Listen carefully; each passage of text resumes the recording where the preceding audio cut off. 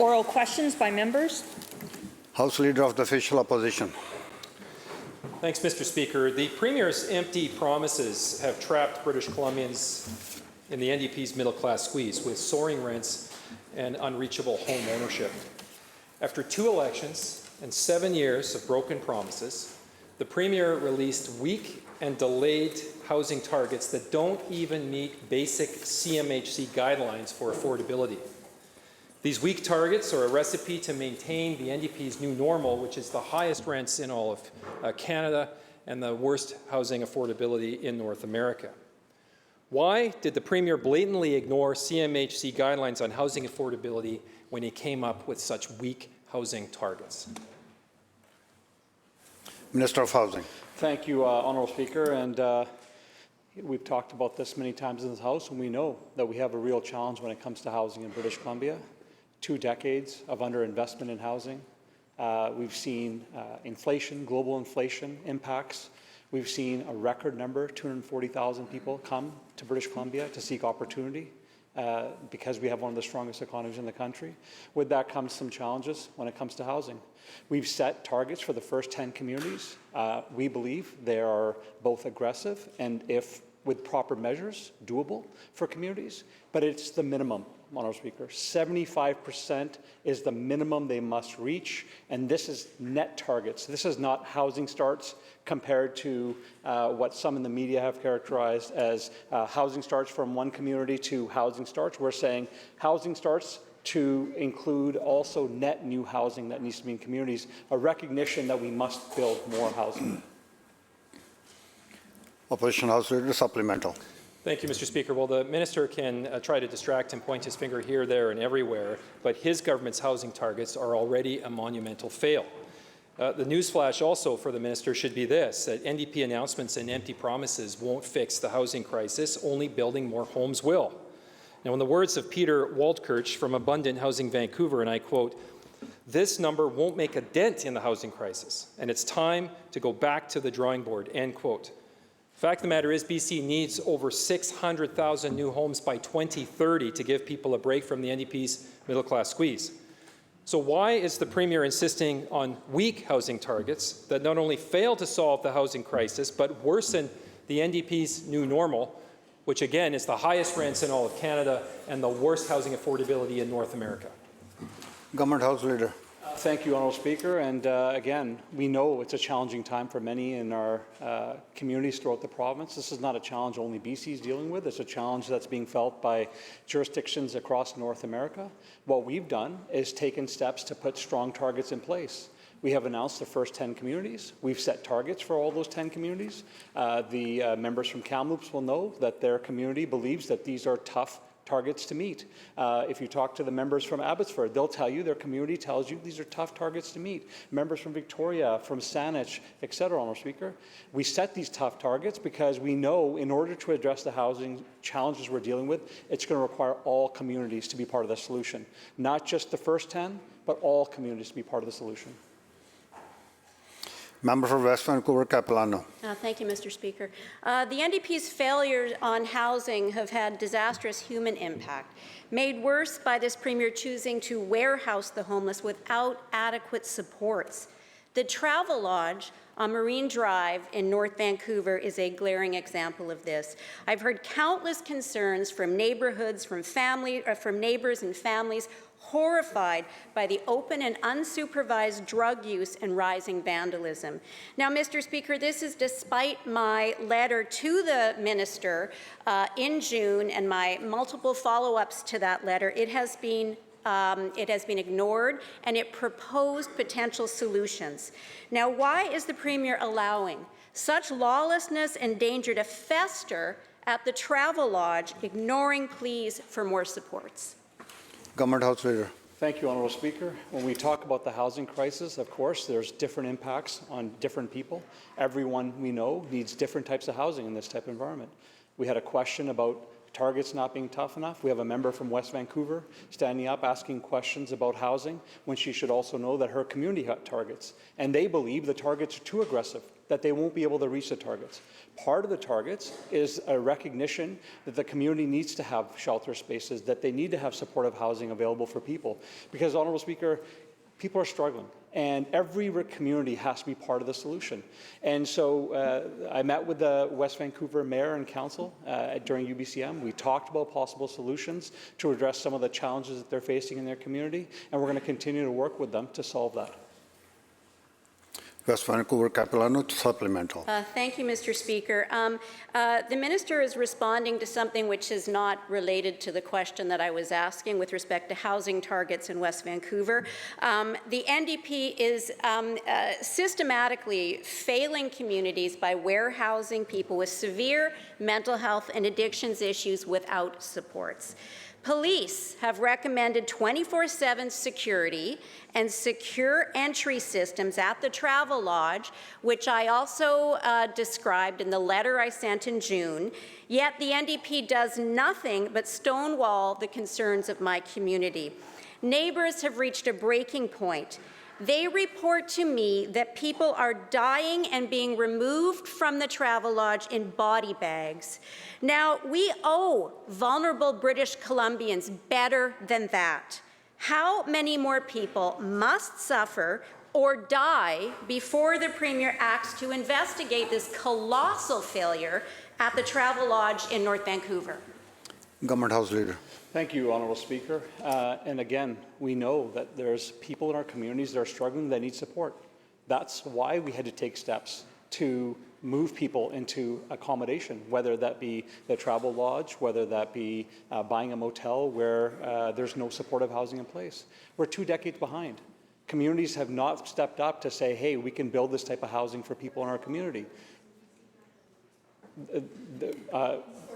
I don't think this is a question that's worth heckling, Honourable Speaker. I think we're having a good discussion here, and I think we should keep it that way. We know there's people struggling in our communities, Honourable Speaker. That's why we took the steps in that community to find ways to get people into shelter, to get them the supports they need to get back on their feet, Honourable Speaker. Please continue. Thank you, Honourable Speaker. That's why we've taken the steps to try to get people into housing, to get them the supports they need. I met with the West Vancouver Mayor and Council. We talked about ways to create mitigation strategies. We already have fencing there. We already have security there. We're going to find other ways to continue to support vulnerable people, but support the community as well. Leader of the third party. Thank you, Honourable Speaker. We're in a healthcare crisis. Critical staff shortages have led to unsafe nurse-to-patient ratios. ER closures are happening across the province. While the healthcare system crumbles, nursing students want to help pick up the pieces. In their clinical practicums, they contribute to patient care, but they are not compensated for their labour. Nurses come out of school with significant debt, and many are working additional jobs while in school to make ends meet. Through you, Honourable Speaker, to the Minister of Post-Secondary and Future Skill Training, the nursing profession should be open to students of all economic backgrounds. Will this government ensure nursing students are paid for their clinical practicums? Minister of Health. Thank you very much, Honourable Speaker. The fundamental importance of nursing is why 42 of the 70 initiatives in our Health Human Resources Plan are about nursing. The significant increase in the number of nurses this year, when you think of a net increase of 5,221 nurses this year, supports in the post-secondary system are significant. One aspect of that plan is, for example, the significant increase in the employed student nursing programs. And of course, Honourable Speaker, we'll continue to work with partners because of the significant actions we're taking on nursing, which are seeing real results in every part of British Columbia. Those significant actions have to continue, and we will look at every program to see that it is improved to the maximum possible extent. But the significant actions we have taken in favour, especially of student nurses, not just in their programs but on housing, will continue, including the increase of 602 nursing spaces this year. Leader of the third party, supplemental. Thank you, Honourable Speaker. The Minister of Health likes to talk a lot about numbers, but here's one number. 760 hours of unpaid work is what a nurse in training does in their practicum. 760 hours unpaid. Industries dominated by women, education, nursing, early childhood education, receive little to no support during their practicums. In fact, they have to pay for their work experience.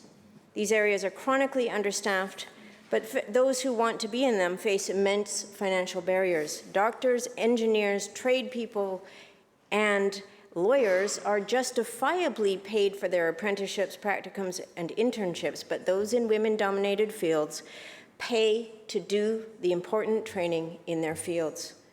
My questions for you, Honourable Speaker, is to the Minister of Post-Secondary and Future Skills Training. Will she implement a system of paid practicums for nurses, educators, and early childhood educators? Minister of Health. Honourable Speaker, the reason why we've added nursing programs is because we need more nurses. We need to support nurses in BC. It's why we've added them in every region of the province, including in places such as Prince George and Fort St. John and other places in BC. It's why we've added employment programs for nurses that are delivering significant numbers of new hours this year as part of a Health Human Resources plan. As I said to the honourable member, we will look at every program to ensure that we're providing adequate support to nurses and to other healthcare workers as we meet the Health Human Resources challenges of today. House Leader of the Fourth Party. Sorry, Leader of the Fourth Party. Thank you, Mr. Speaker. Drug dealers love this NDP government. In fact, the only problem drug dealers have with the Premier is that this government is the biggest competition with the both safe supply and their funding to the Drug User Liberation Front to purchase drugs. BC's law enforcement officers tell me that decriminalization takes away a critical tool used to catch drug dealers. It takes away their ability to seize users' drugs to be used as evidence to go after dealers. Mr. Speaker, could the Premier explain why this government has chosen to make life so easy for drug dealers who peddle hard drugs that kill British Columbians? Minister of Mental Health and Addictions. Thank you very much, Honourable Speaker, and thank you to the member for the question. Our province, as with every other jurisdiction in the country, is in the grips of an unrelenting public health emergency associated with the toxic drug crisis. That crisis is taking thousands of lives of British Columbians every year. That is why we are scaling up with our partners in the health sector, with our partners in law enforcement, with our partners in community services, in municipalities, strategies to intervene, to try to keep people alive so that we can connect them to the care and support and treatment that they need. We are working across the whole continuum, including on our project related to working with police with respect to decriminalization to eliminate the stigma that prevents people from reaching out for care and support. We're going to continue to do that work, that life-saving work. Fourth Party Leader Supplemental. Thank you, Mr. Speaker. Well, the issue is the tool being taken away from police officers to be able to catch drug dealers. And Mr. Speaker, according to the report by the Stanford Network on Addiction Policy, profiling opioid addictions in Alberta and British Columbia, BC has, and I quote, very low volumes of active charges in case of drug supply, importation, and trafficking, end quote. And in fact, Mr. Speaker, 82% of incidents in Alberta result in a charge, while only 29% of drug crime incidents in BC result in a charge. So perhaps the Premier could explain to British Columbians why this province, under the NDP's leadership, is so renowned for being lax on drug dealers, traffickers, and importers. Attorney General. Thanks for the question. Mr. Speaker, what I can say is public safety and the safety of British Columbia is very important to this government. We have put serious investments into Crown Counsel across this province, and as the member likely knows, Crown Counsel makes independent decisions on their charges. Last week, I was in Quebec with a meeting with all ministers of public safety and attorney generals across this province, advocating for stronger tools for our bail reform and our repeat offenders initiatives to make sure that Crown Counsel and our justice system has the tools that it needs to respond to the pressing challenges of today. We'll continue to invest in the resources that we need to make sure that we can increase public safety in this province, and it's something we take very seriously. Thank you, Mr. Speaker. Member for Surrey White Rock. Thank you, Mr. Speaker. British Columbians are stuck with the highest rents in Canada, and the worst housing affordability in North America under this NDP's new normal. In Surrey alone, homelessness has shot up by 76% since 2017. On Friday, I heard directly from a 75-year-old woman who asked if she could park in front of my office because her car is where she lives and she doesn't feel safe. My question is to the Premier. How much longer will people of Surrey have to endure the NDP's new normal of record high homelessness? Minister of Housing. Thank you, Honourable Speaker. And certainly we have seen, not only in British Columbia, but across North America, a rise in homelessness coming out of the pandemic. This is not a challenge that only we are dealing with, but it's a challenge that we are seeing across North America. We have made significant investments to try to get people back into housing, try to get them the supports they need, the wraparound supports they need, so that they can get back into market rent, get back into employment, Honourable Speaker. And we've seen some success, but there's still a lot of people struggling. That's why taking steps like we did today around short-term rentals, another step to advance to get more housing back in the market. I met with a couple in Abbotsford living in an RV and they both are working full-time jobs but couldn't afford a place to live, Honourable Speaker. And they're seeing people buying 3, 4, 5 homes as investment properties and saying that's not fair. We need access to that housing. That's why we took the step we did today, Honourable Speaker, and we're going to take a lot more steps to address the challenges we have ahead of us. Member for Richmond North Centre. Thank you, Mr. Speaker. 7 years, 2 elections, and the NDP have delivered the highest level of homelessness in BC history. In Richmond, this NDP disaster means homelessness has more than doubled, up 131% since 2017. Nobody feels safe in Richmond anymore. And yet, the NDP government MLAs remain completely silent, not even one word. How much longer will the people of Richmond be subjected to the NDP's new normal of exploding homelessness crisis? Minister of Housing. Thank you, Honourable Speaker. Appreciate the member's question. I met with Richmond councillors at UBCM. They didn't raise that everybody in the community is not feeling safe. They did talk about people that are homeless and the fact that they need some more supports, Honourable Speaker. And I think I hope that's what the member was implying about safety, that there's vulnerable people in our communities and we need more housing. Honourable Speaker, we've taken steps in Richmond to bring 514 units of affordable housing online for people.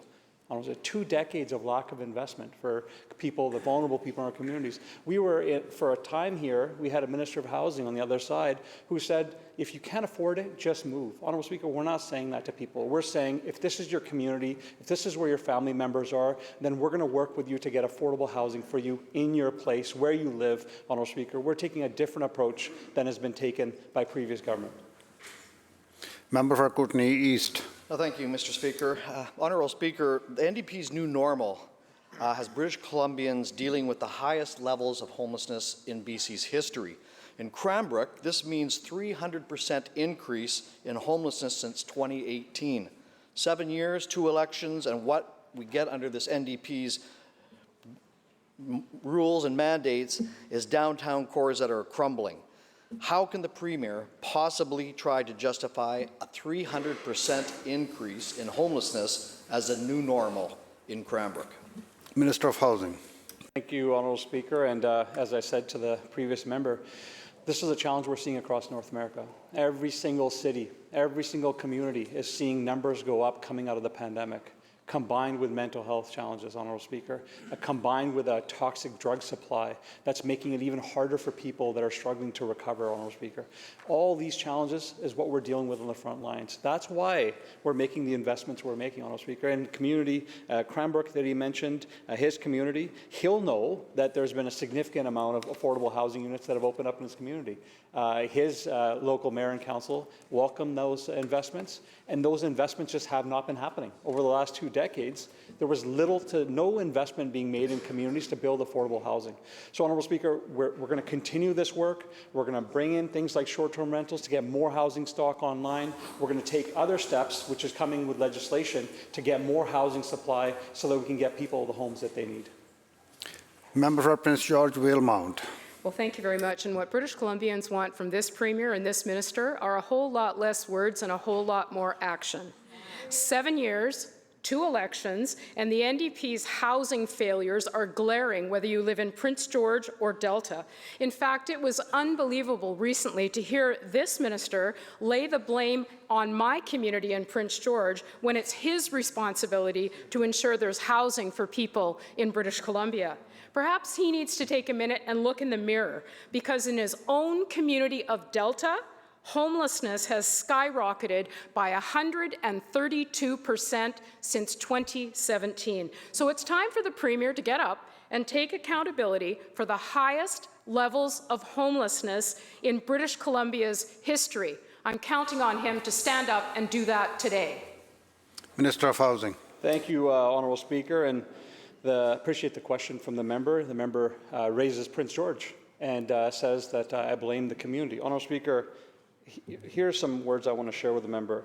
What is most disappointing about the decision is that the City of Prince George seems to be moving in the right direction. In June, the City and the province came together to sign a memorandum of understanding focused on addressing the community's escalating housing crisis.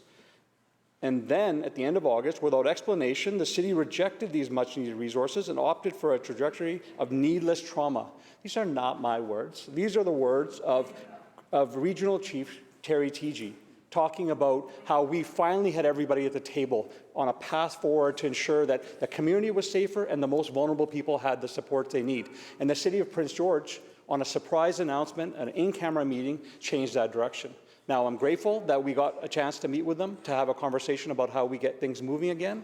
But, Honourable Speaker, we were on a path to address that challenges in that community, and it's disappointing that they chose a different path. Member for Peace River North. Thanks, Honourable Speaker. The NDP just don't get it. Homelessness is worse than ever, and everything that we've been hearing the minister say today isn't working. All while British Columbians suffer through the highest rents in Canada and the worst affordability in North America. Even in my community of Fort St. John, we've seen an increase of 67% in homelessness. 7 years, 2 elections, and communities such as Parksville and Qualicum are being crushed by the NDP's failures. A staggering 145% increase in homelessness.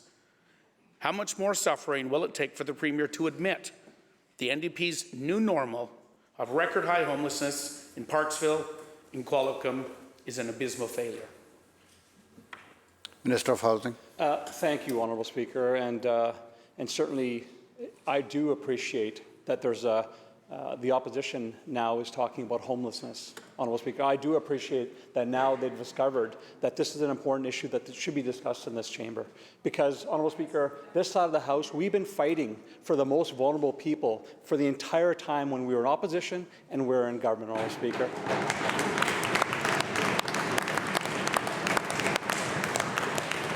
It's almost as if they just woke up to the fact that there's people in our community that have been struggling, not just now, but have been struggling for a long time, Honourable Speaker.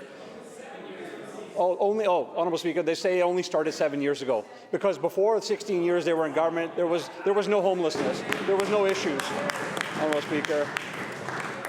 And the member will know in his community, we've opened 92 affordable housing units. And I would challenge the member to go back to see the previous 16 years if there was any affordable housing units open in his community, Honourable Speaker.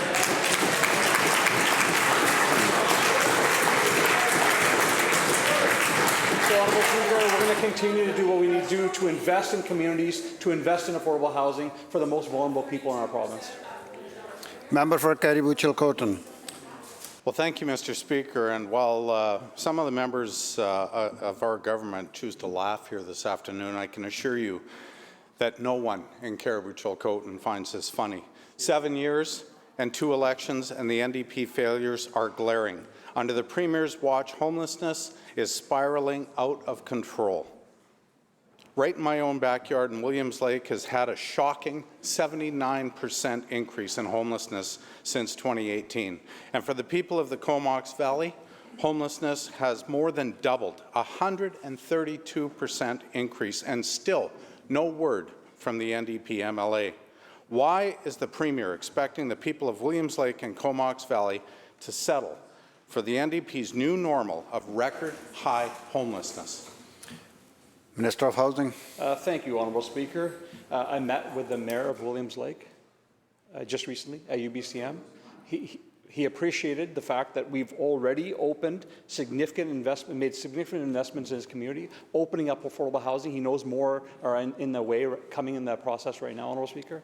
And we're going to continue to do that in communities in Williams Lake and communities across the province, because we know that it's going to require government to make investments to build these type of affordable housing, Honourable Speaker. That wasn't here. That wasn't the playbook in this province before we formed government. There was a saying that they would just leave it to somebody else to solve it. Somehow the market would solve the problem. It's not the case, Honourable Speaker. It's going to require government investments. We're building the foundation of the supports communities need. Now, the member mentioned Comox. We are also making investments in Comox. We are also making investments in Courtenay. Talk to the mayor of Courtenay and he'll tell you that no government has made the level of investments in his community that we have been making, and we're going to continue to do that.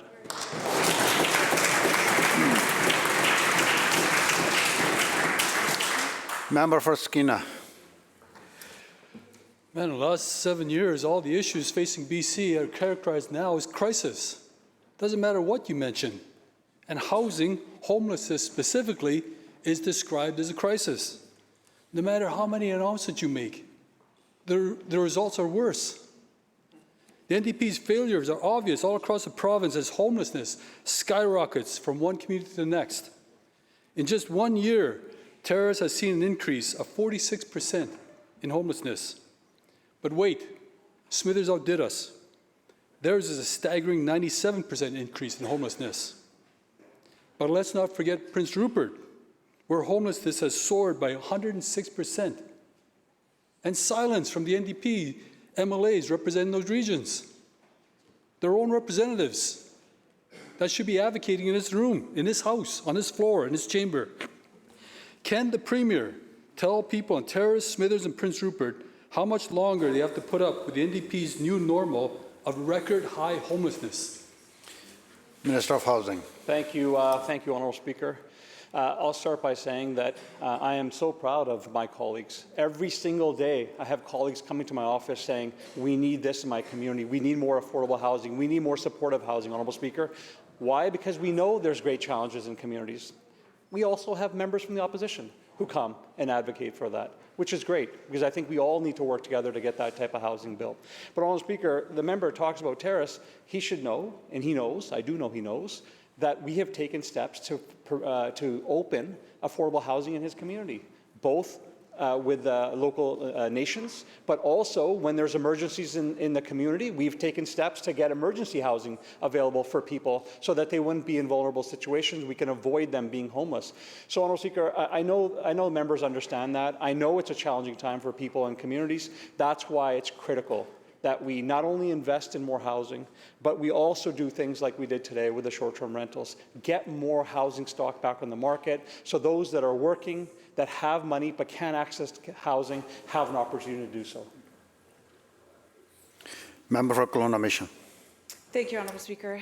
$4.9 billion in affordable housing for low-income individuals, seniors and families, 6% of total housing stock in British Columbia for government-assisted housing with various levels of support, 24,000 new units of affordable housing, 12,390 new units of housing for seniors and people with special needs across the province, 6,900 housing units for the homeless or those at risk of homelessness, 3,000 units of housing in the downtown east side. Oh, wait. That's our record. Yeah. Let's go to yours. The NDP's failures to combat homelessness are evident across the Lower Mainland. Burnaby is grappling with a staggering 203% increase. North Shore, not far behind, up 68%. New West is up by 53%, and the Tri-Cities up by a whopping 73%.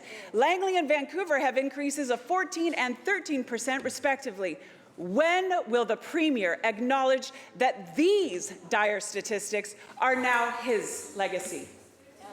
Minister of Housing. Thank you, Honourable Speaker. And I've already mentioned several times that it is certainly a challenging time, not only in BC, but across North America. Now, I really appreciate that member asking the question, because the member will know Thursday I was in her community making a significant announcement with the mayor. 120 new supportive housing units coming to that community. The mayor said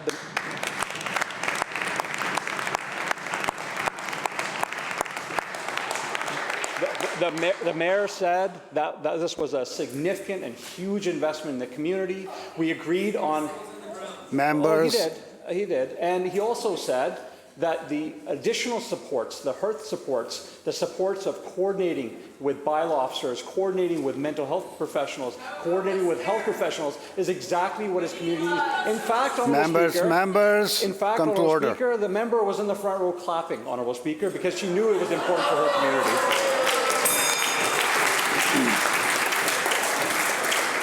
The bell ends the question period.